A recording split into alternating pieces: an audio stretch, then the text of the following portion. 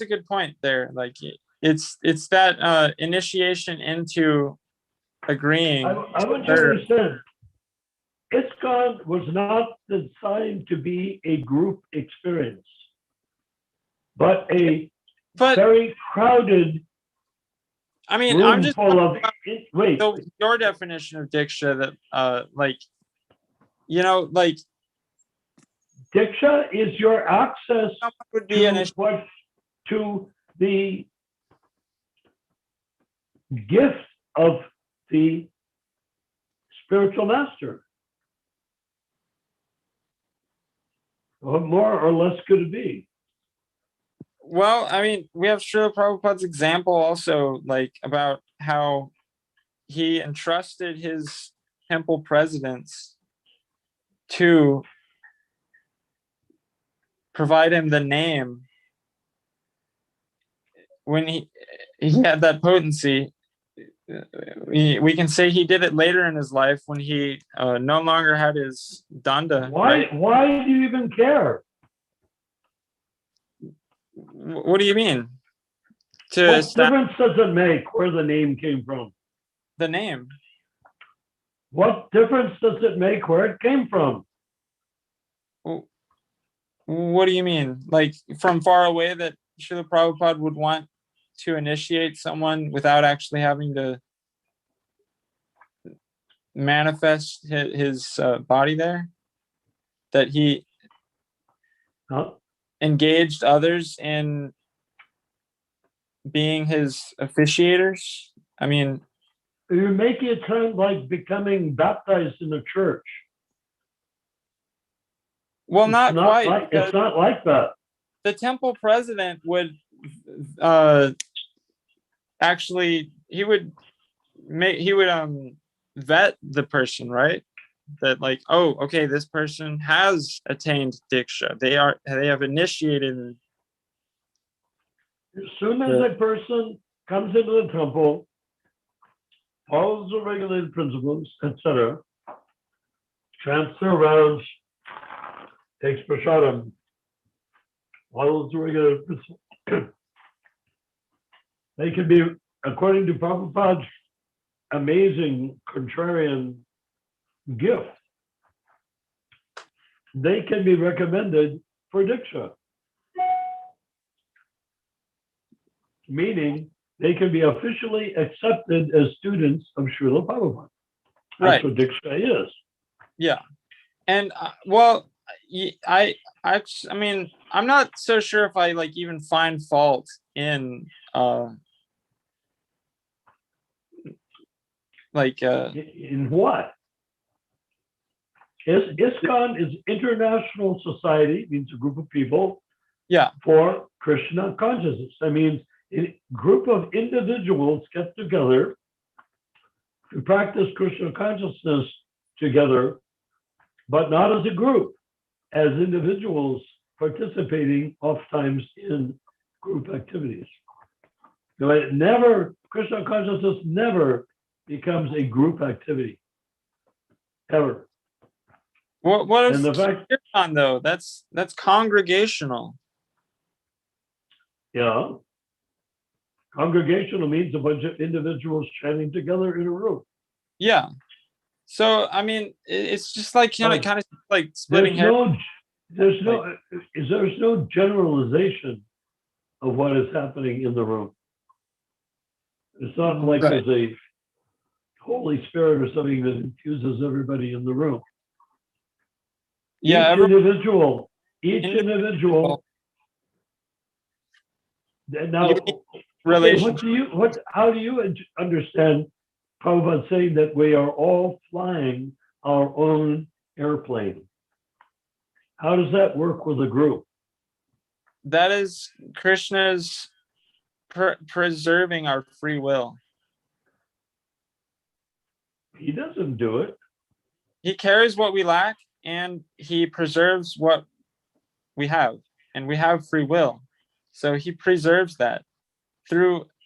Oh yeah, you have free will. You can become a mass murderer. Go ahead. You want to do it, do it. So yeah, that's the point you're making, right? The point I'm making is Krishna doesn't limit your free will to being a devotee.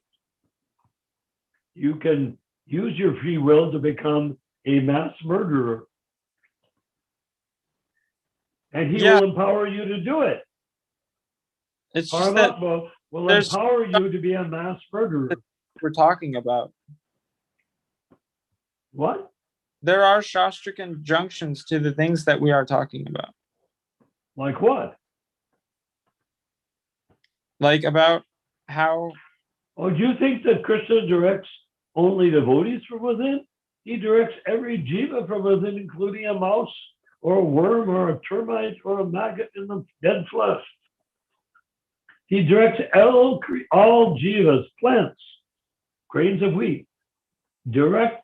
He directs each jiva from within to comply with that jiva's desire of the moment. And 99.999%, the desire of the moment is dictated by the type of body the jiva has at that moment, right? So a firefly will be demanding from Paramatma a certain type of concessions. And then if he becomes eaten by a hummingbird, then he becomes a hummingbird. Well, then he has a whole bunch of other requirements that have nothing to do with what fireflies are interested in. Yeah, Krishna is wonderfully arranging all that. And his devotees... No, he is not arranging all of that. Yeah, but what about Hare Krishna? You are arranging all of that. Yeah, we can... Do you think Krishna would arrange any... we agree with it and we choose our own path? Would you think Krishna would arrange anything in the material world? He sends Balaram. What? He sends Balaram to arrange things in the material world. Through Vishnu, through so many other expansions, but yeah, Krishna is the fountainhead of all incarnations. What has that got to do with you taking birth as a rabbit or a dog? Because the very idea of taking birth as a rabbit or a dog is illusory. That's like temporary karma. Everything, including your present birth, is illusory. I know it happens, but like that's a relative truth that like, oh, this is a dog, like that the soul is in the dog. You are a dog. Not yet. You become a dog, and you do everything dogs do. Lift your leg and pee on a telephone pole. You sniff other dogs' butts. You eat animals, dead flesh, some grass sometimes, or dog food. You do what dogs do because you have a dog's body. You do what dogs desire to do. Right? Not eternally. Eternally, no. For one lifetime as a dog. So it's then relative. You might get a lifetime as a cow. So it's not eternally. You're a dog until you become a cow. You're a cow until you become a horse. You're a horse until you become a goat. And you truly believe each time that body that you're in is you.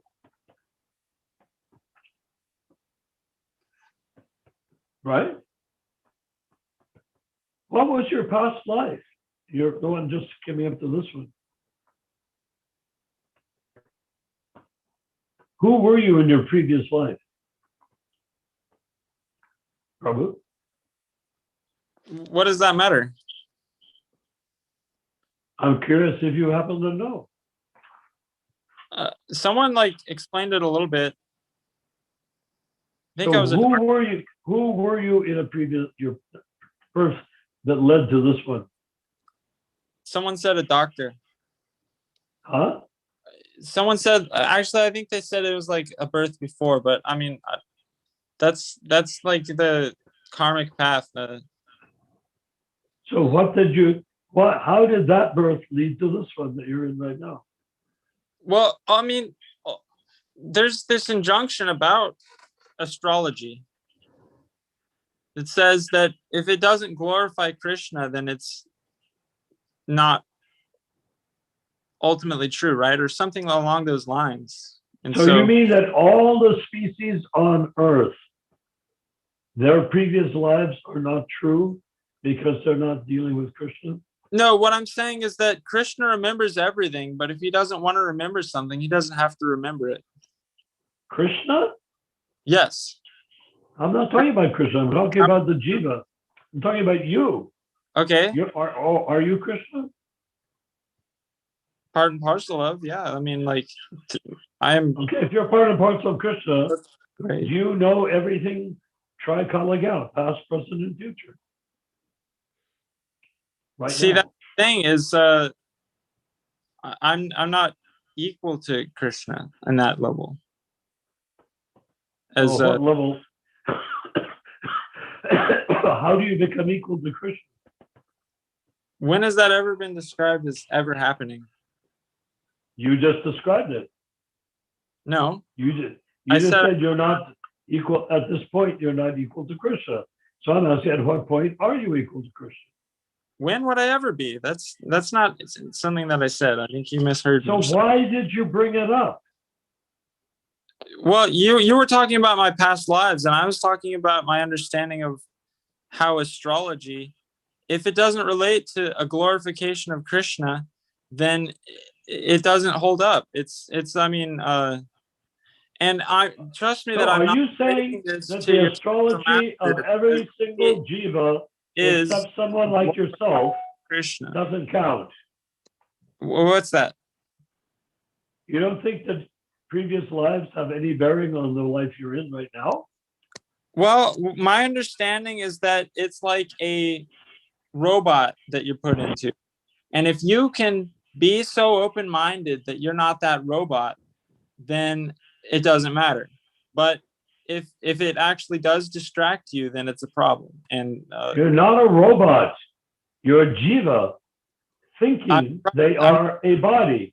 You're talking about a jiva assuming that you are someone named Matthew. That's what you're assuming.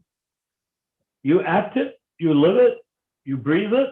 Mohandas. You look in the morning in the mirror, you say, there's Matthew. No, I don't. I say there's Mohandas. There's what? And I don't really like look in the mirror either, like unless it's like, what is this like that I need to pay attention to? What I'm doing is saying that when you identify yourself, if somebody calls out Mohandas or Matthew, you say yes, right? Yeah. Why? Because they're trying to have relation, and I want to practice what my Bhakti leader has taught me, and that is giving good association while simultaneously avoiding bad association. That all sorts of. But is there anything spiritual about good association or bad association? Well, yeah. When I'm talking about good, I meant like pure good, like, purifying. And your Bhakti leader is pure, so he can give you pure good, right? Well, I mean, that's not like something that I can really understand at this moment. Like, maybe I will become enlightened and like learn like, oh, this is the truth about that situation. But yeah, I mean, as for what you're talking about, Krishna, isn't he unequal? Unequal? Yeah. Meaning what? There are no equals or greater. The Krishna is the ultimate. Krishna is infinite. Yeah, and our guru is. And we are infinitesimal. Yeah. Your guru is infinitesimal. Right. But he's so dear to Krishna that he's more dear than the most dear. Therefore, who is that? Prabhupada or somebody else? The residents of Vrindavan. That's a Shastra. How do you know? What? You don't know anything. You don't know anything about it, except what people say. It's Shastra. That's how I know. Oh, he is mentioned in Shastra. Oh, in particular, Krishna Balaram Swami? Yeah, he is mentioned. Are you saying that Krishna like Balaram Swami is mentioned specifically in Shastra, like Lord Buddha or Lord Shiva or like it just depends on Lord Chaitanya? How, like, what kind of Shastra are you talking about? Like I'm talking about what type of Shastra are you talking about? You say he's mentioned in Shastra. You said he was mentioned in Shastra. I would like to know where and how is he mentioned in Shastra? No, that's not what I meant to say. I mean, like. Well, look, I mean, you're taxing my patience. What did you mean to say? Guru, that whoever is guru, like, is. Who is guru? So Matthew Prabhu, you want to say that the guru which you follow is from the Golak Dham, except Prabhupada? This is what you want to say? Haribol, Hare Krishna. Well, yeah. Who's talking? Who's here? Mohit Prabhu. Hare Krishna. Mohit, yeah. So how can we say that there is, if you're talking about guru like Prabhupada, he has to appear in the line of disciplic succession? I'm doing well. Thank you so much. What can I get you tonight? I'd like to have I mean, it's all written in the Shastra that, like, establishes Krishna. But your present guru is not from the Golok Dham, right? That's only Prabhupada. Goloka? Okay. Is Krishna Balaram a resident of Krishna Loka at this moment? In the fact that it's not. No, is he a resident of Krishna Loka or the resident of somewhere else? That's something that something what? He's a resident of Vrindavan. It's non-different. So I mean, it's like, how can I explain it? It's non-different. So every single person living in Vrindavan is in the spiritual sky. Well, I mean, I can think of something. And by extension, you would indicate that everybody in Vrindavan could be your Diksha Guru because Vrindavan is the same as Krishna Loka. Well, I have heard like some injunctions about going there and. So why Krishna Balaram Swami? There's thousands of people in Vrindavan. For like some ulterior motive, because. Well, what's Krishna Balaram's ulterior motive? No, I'm talking about like just someone like being in. Well, if you are a resident of Krishna Loka, how can you have an ulterior motive? Because all the residents of Krishna Loka are pure devotees without any ulterior motives. Yeah, I mean, I don't really understand like no kidding. Heard and they might have been false. So like, why should I be speaking on that? I mean, well, the point is, I'd like to narrow it before we get Krishna Balaram Swami into our conversation. What I would like to hear is what did he do to keep Srila Prabhupada from being poisoned when he was living in Vrindavan, a few feet away from Prabhupada being poisoned by people that are not bona fide? One fact Srila Prabhupada lives on. What? He lives on in his books, and he has his samadhi, and he also initiated Krishna Balaram Swami. So who said that? Not Who's saying that? What? So you said anybody, well, I was initiated by Prabhupada. Why aren't I on the same level as Krishna Balaram Swami? All the qualifications of being the Acharya. Like, I think we've Like established. what? He's your godbrother. He's the Acharya.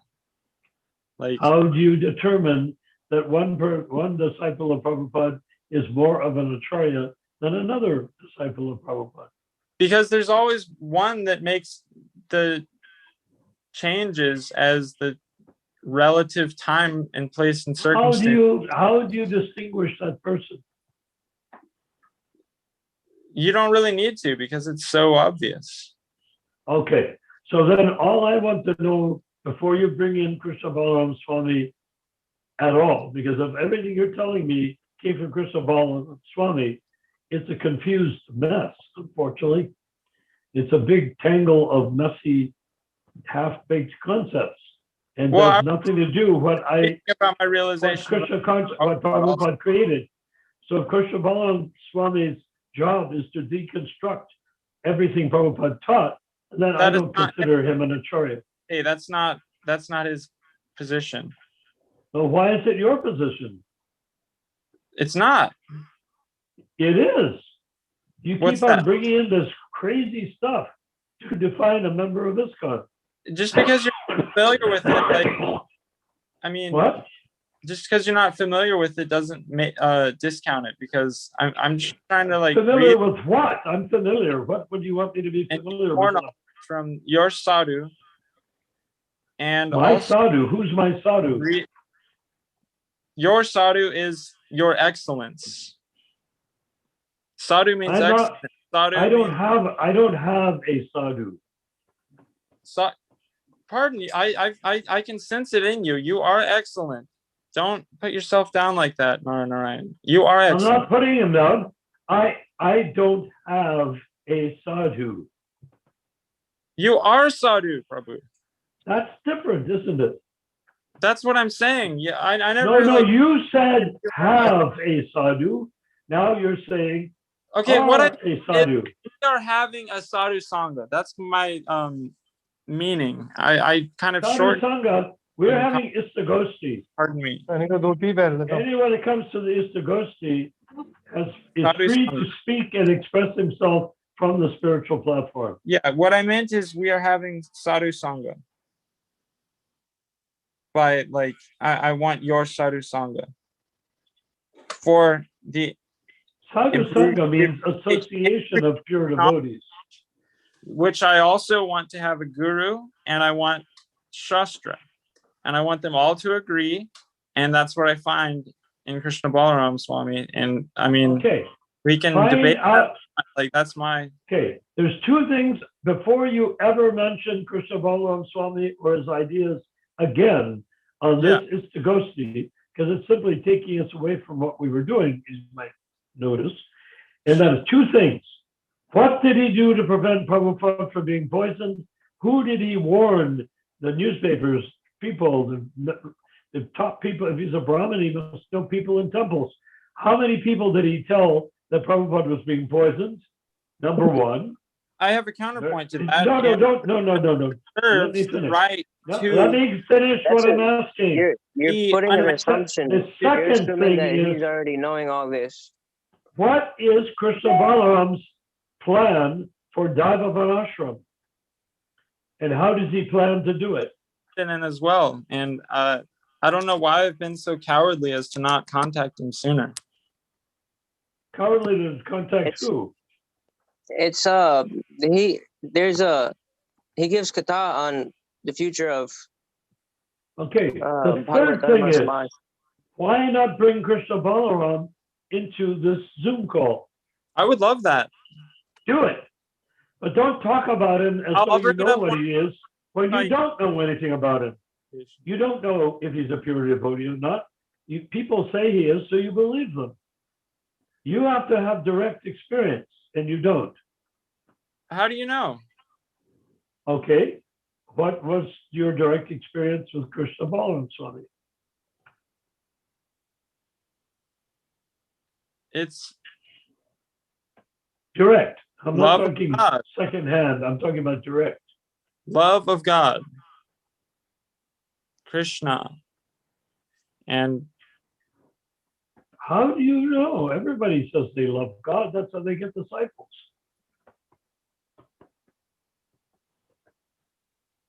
What distinguishes? I could do more research on the Shastra that he provides. In what Shastra does he?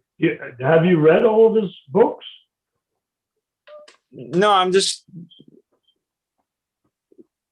getting into Bhagavad Gita and also his Vaishnav Kantahara. He has translated the Bhagavad Gita himself?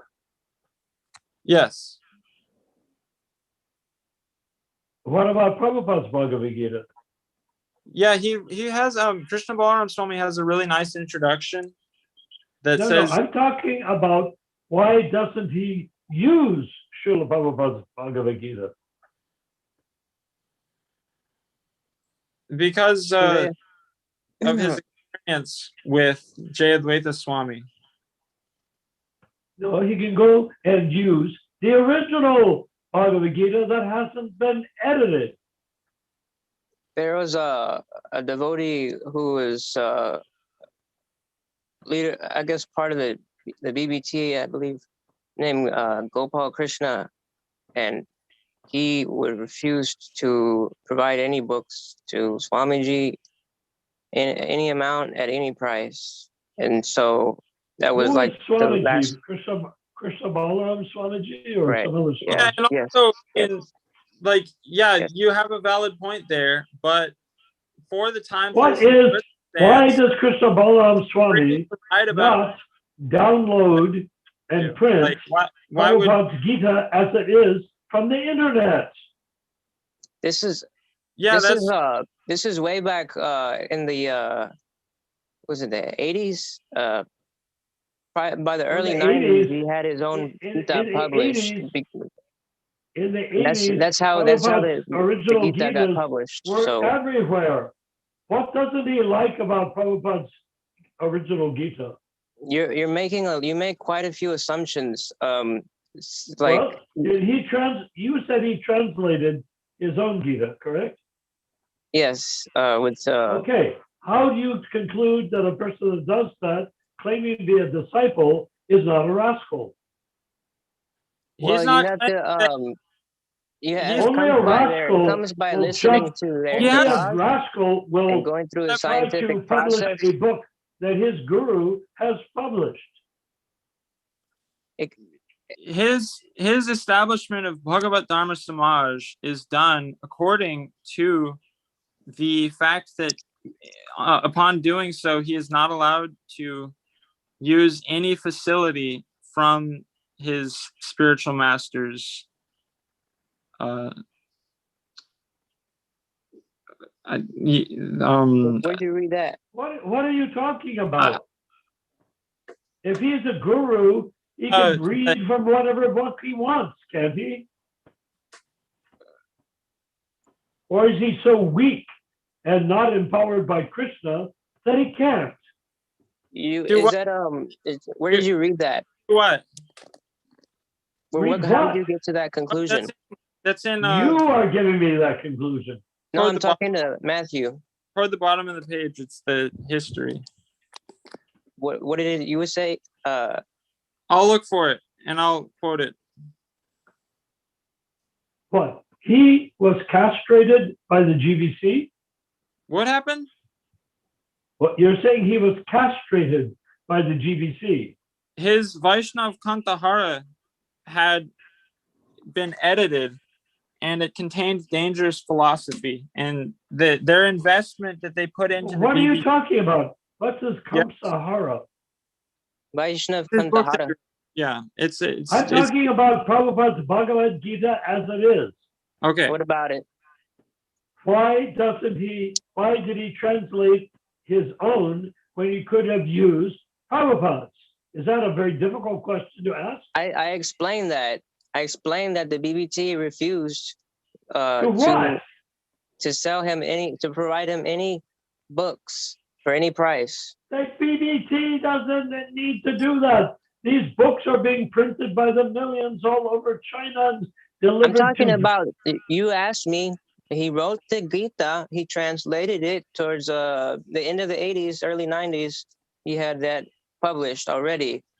As a result of not being able to have access at the time, they weren't so widely available. You could, just You're telling me that he couldn't go to a. Are you saying that Krishna Balaram could not go to a bookstore or go online and order a copy of the Bhagavad Gita as it is? No, I mean for distribution. For distribution, why would you? How is that feasible? How is that feasible? Logically, why can't he print his own copies? Besides, he doesn't need to. That's the thing. I'm talking about when he first published the Gita. It requires.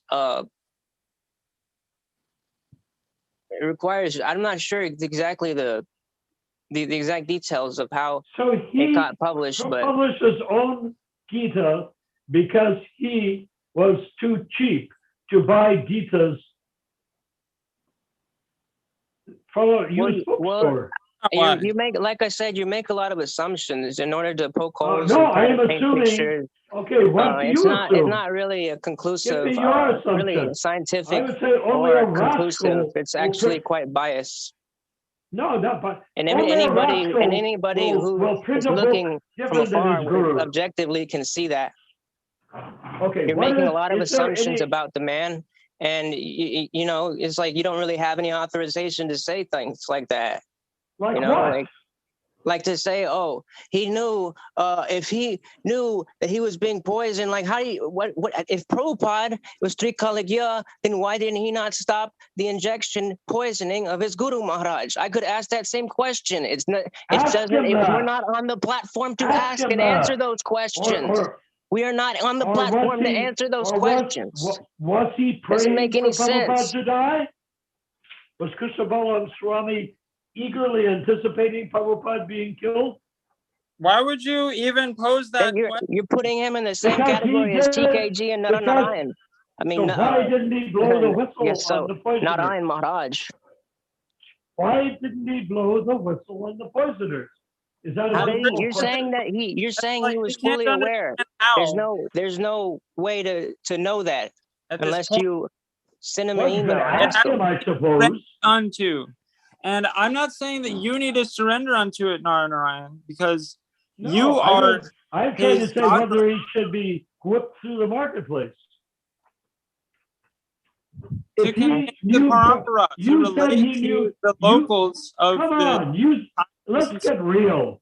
In this Get real is that you're being so accusatory and you have a preconception, a prejudice against him that you might even be creating great offenses and not even know it.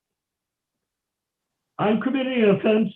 I say that it's an offense to print a Gita when his guru has already printed it. To bring. I was part of the printing of the original Gita by Prabhupada. I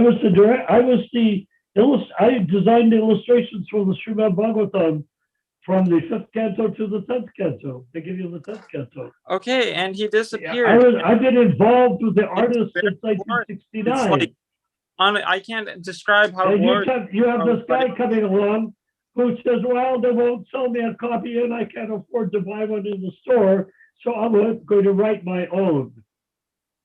That's not what happened. I'm pretty sure he had his own copies. It's the matter of getting thousands of copies for distribution. He can print them. They're being printed right now. Why is there, if you have created your own translation, why is there a need to distribute another translation? If the conclusion is that each new translation comes out with that particular era of time, how does he dare jump over his guru? Answers questions to those specific junctures in time. Specific subject matter that pertains to like. Why did Srila Prabhupada write a different Bhagavad Gita than Bhakti Siddhanta? We have to know who authorized his publishing his own Gita. trying to find out, like, why are you calling out Krishna Balaram Swami for things that Srila Prabhupada did in relation to Bhakti Siddhanta Thakur? Prabhupada didn't jump over his guru. How? Yeah, How did he jump over his guru? Which did. Bhagavad Gita did Prabhupada jump over to print his? What? Because Bhakti Siddhanta Saraswati Thakur wrote a commentary on the Bhagavad Gita, correct? I'm not aware of it. I thought he did. I remember looking into it, and like, I just thought, like, I don't know if I should be reading this because it's Srila Prabhupada's spiritual master that wrote this. Fine. But the point is, Prabhupada has printed millions of Bhagavad Gita as it is original form, right? So did Millions. Bhakti Siddhanta Saraswati Thakur. Printed millions. He coined the term Brihad Mridanga. That's his printing press. I am aware of that. Okay. Why are you treating me as though you're a guru and I'm a neophyte? No, I'm not. You are from the previous generation to me. Like, I'm just trying to, like, there's no such thing as a previous generation. There's only jivas. Jivas are not subject to being in generations. Well, only I mean, materialistic religionists are. Book, the Bhagavad Gita as it is, there is a numbered sampradaya. And there, that's like, you have a problem with the Bhagavad Gita as it is? Not so, it's not like a bodily, like, you know, this one after this one, except for the case, I mean, like, it happens also that there's the bodily connection, but that doesn't mean what body? Bhakti Vinod Thakur, his son is Bhakti Siddhanta Saraswati Thakur. So that's like a familial generation. But what I'm talking about is the guru to disciple parampara. Okay. Yeah. So Prabhupada published a book called Bhagavad Gita as it is. Right. In English. It is the duty of every disciple to use his spiritual master's book.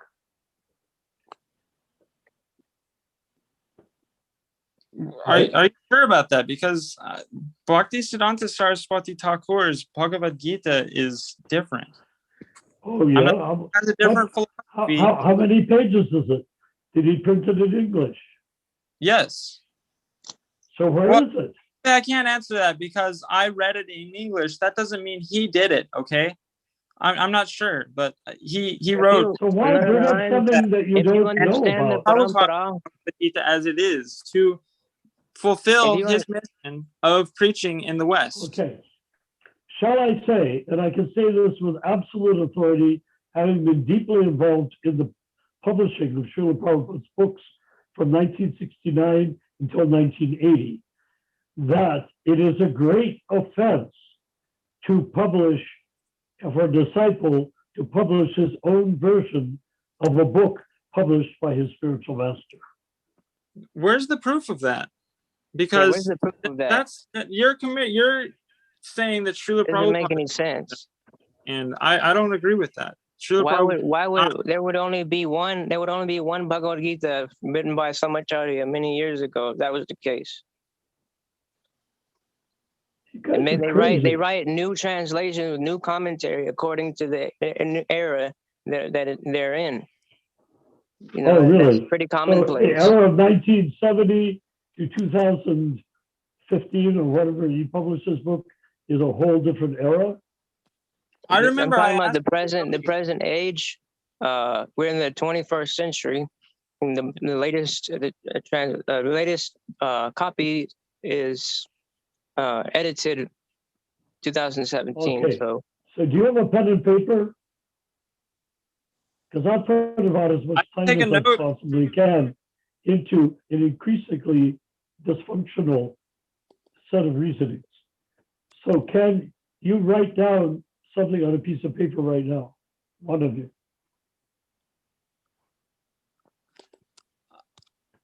Can it be a digital note? You can put it anywhere as long as you keep it and act on it. Otherwise, why should I spend my last breaths dealing with the obvious that apparently isn't so obvious to the next generation? Okay, the first thing I want to know is, why didn't Krishna Balaram Swami make it known that Prabhupada was being poisoned? That's question number 2. One. Now, you got that? Tell me when you're ready. Yeah, I already have that. That's like in our conversation that you and I. So Yeah. it is. Now, did you write it down? Because I want you to bring that to Krishna Balaram Swami. I want you I to can send ask these him questions to all him of the. and have him answer them. Okay, yeah. I mean, do you want me to ask him all of the ones that you sent me? How many did I send you?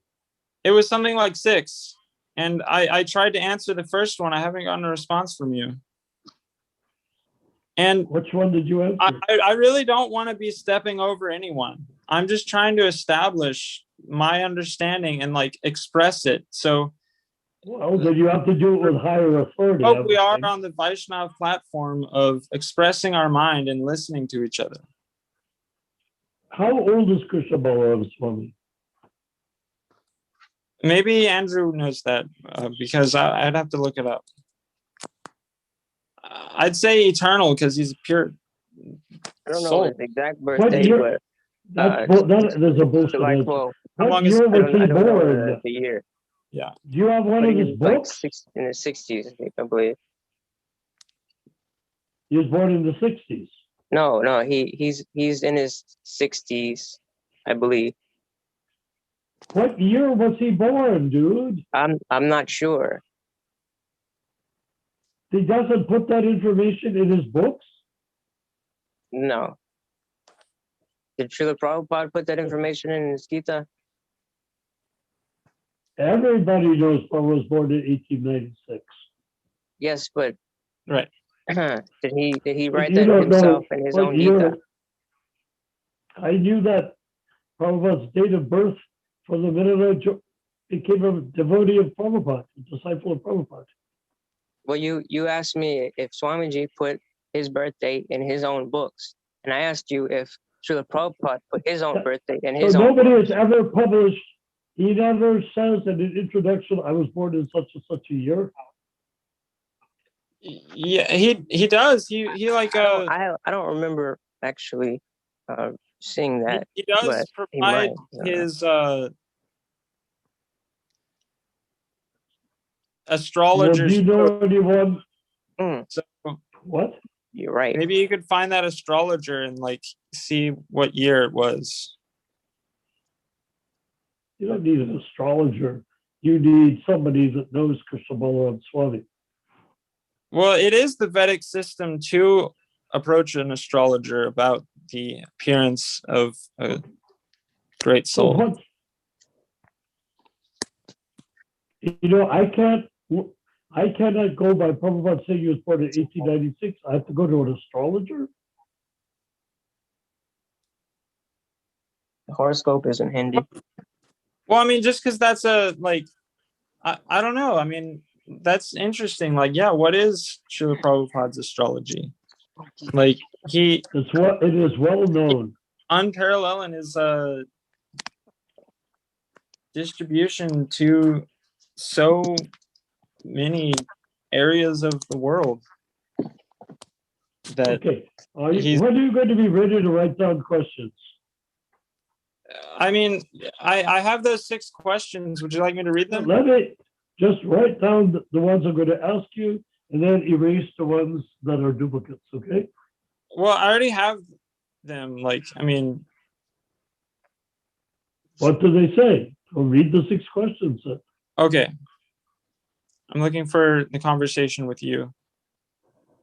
And I will try and bring this into the conversation. I'm not going to like guarantee that I'm going to like put it into like something if he's in a rush, but I will eventually like bring this to pose these questions because I mean before you take initiation from anyone, those questions are vital to answer.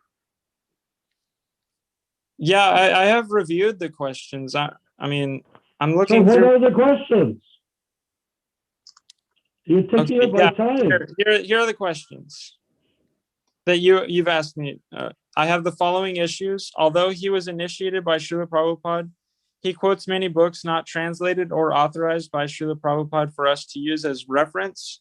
And I tried to provide an answer to that one. I never said that. You never sent that? Because I have this conversation. What books did he use that were not by Prabhupada, besides his own? I'm trying to understand what we're saying is that you did not say this question that I'm reading from a conversation that we had. I don't believe so. Why would I? Problem. Did you tell me that he read books by other people than Prabhupada? No, I'm talking about the Shastras. He's used other Shastras that Prabhupada himself has not translated. Other Shastras. Yeah, I remember he was using Shastras that Prabhupada did not authorize us to use. Yeah, as a Vrajvasi, why couldn't he do that? Yeah. Because Vrajvasis have prostitutes. They have pigs.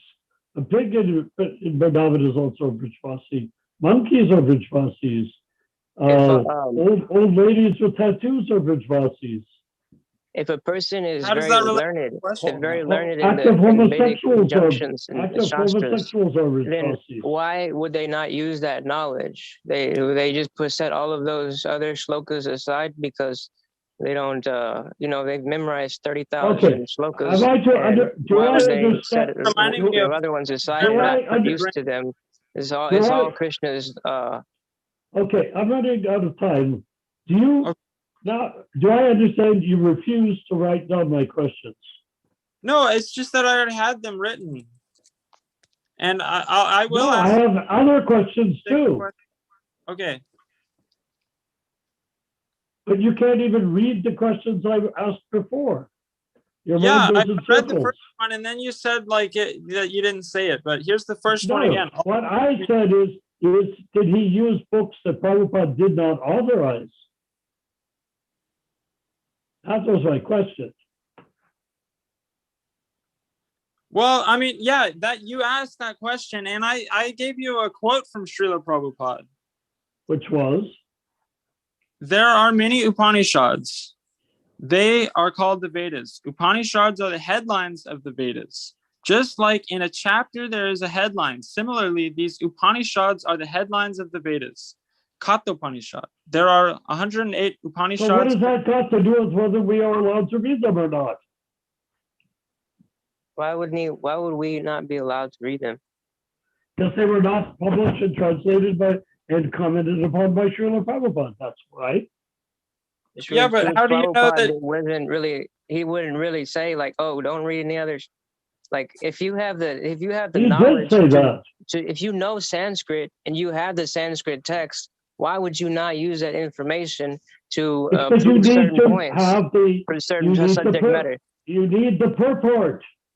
I think we should He's start a Brajavasi. His into father the is a Brahmana. They served the kings many generations previously. They were a Brahminical family. They're very learned, have a lot of knowledge. That there's even information that Srila Prabhupada doesn't necessarily include. He includes everything that is essential to that particular era of time. And in this age, where this era that we're in, it's a lot of things have happened.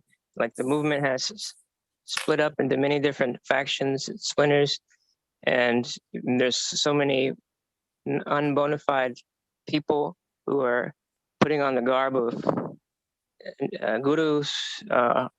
There's so much going on. There's movements divided in so many ways. Just,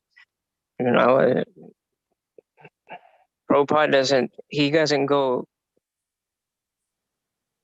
into, he mentions in general what should be done, but there's situations like this, I mean,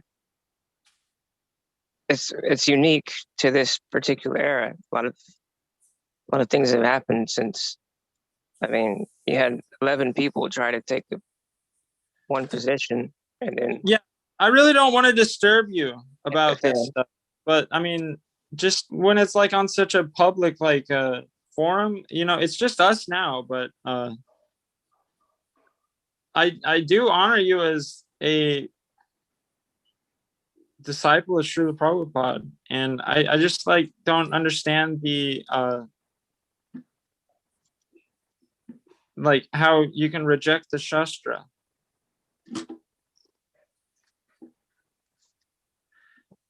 Because I mean, I was also trying to talk about Avadutas, that they are.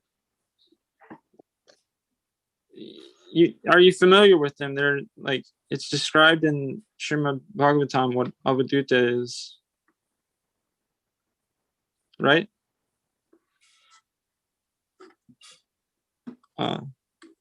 Prabhuji, I think it might be a good time to end the meeting. And I hope everyone's feeling okay about this. No one's offended, because it's been nice talking to you. I really appreciate your association. So it is getting late though where I am. likewise,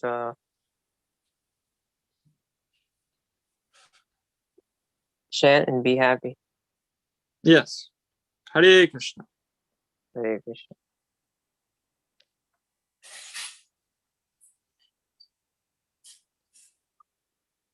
All glories to Sri Guru and Gauranga. Ah.